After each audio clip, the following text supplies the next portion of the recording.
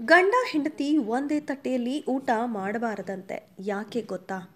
ಮಹಾಭಾರತದಲ್ಲಿಯೂ ಕೂಡ ಭೀಷ್ಮ ಪಿತಾಮಹ ಊಟದ ಬಗ್ಗೆ ಹೇಳುತ್ತಾ ಗಂಡ ಹೆಂಡತಿ ಒಂದೇ ತಟ್ಟೆಯಲ್ಲಿ ತಿನ್ನಬಾರದು ಅಂತ ಹೇಳಿದ್ದಾರೆ.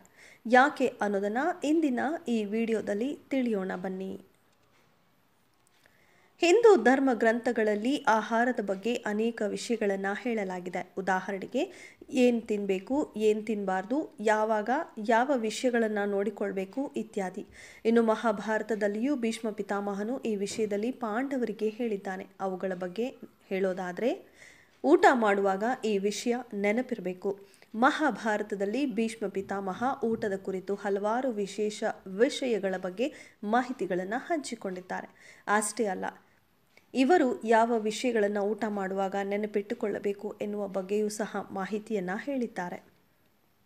ಭೀಷ್ಮ ಪಿತಾಮಹ ಹೇಳುವಂತೆ ಊಟ ಮಾಡುವಾಗ ಯಾವುದೇ ವ್ಯಕ್ತಿ ಗೊತ್ತಿದ್ದೋ ಗೊತ್ತಿಲ್ಲದೆಯೋ ಊಟದ ತಟ್ಟೆಯನ್ನು ದಾಟಿದರೆ ಆ ತಟ್ಟೆಯಲ್ಲಿ ಯಾರೂ ಸಹ ಮತ್ತೆ ಊಟ ಮಾಡಬಾರ್ದು.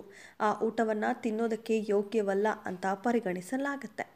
ಇನ್ನು ಊಟ ಮಾಡುವ ಸಮಯದಲ್ಲಿ ಆಹಾರದಲ್ಲಿ ಒಂದು ವೇಳೆ ಕೂದಲು ಸಿಕ್ಕಿಬಿದ್ದರೆ ಆ ಊಟವನ್ನು ಕೂಡಲೇ ಬಿಡಬೇಕು. ಯಾಕಂದರೆ ಅಂತಹ ಊಟ ಮಾಡೋದ್ರಿಂದ ಮನೆಯಲ್ಲಿ ದಾರಿದ್ರ್ಯ ಉಂಟಾಗತ್ತೆ ಅಂತ ಕೂಡ ಹೇಳಲಾಗತ್ತೆ.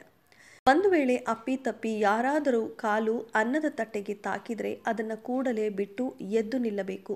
ಧರ್ಮಗ್ರಂಥಗಳ ಅನುಸಾರ ಅಂತಹ ತಟ್ಟೆಯಲ್ಲಿ ಮಾಡಿದ ಊಟ ಮಲಕ್ಕೆ ಸಮಾನ ಎನ್ನಲಾಗುತ್ತೆಯಂತೆ.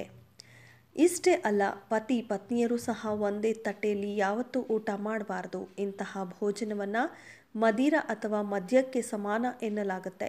ಇದರಿಂದಾಗಿ ಮನೆ ಸಂಸಾರದಲ್ಲಿ ಕಲಹ ಉಂಟಾಗುವ ಸಾಧ್ಯತೆ ಹೆಚ್ಚಾಗಿ ಇದೆಯಂತೆ.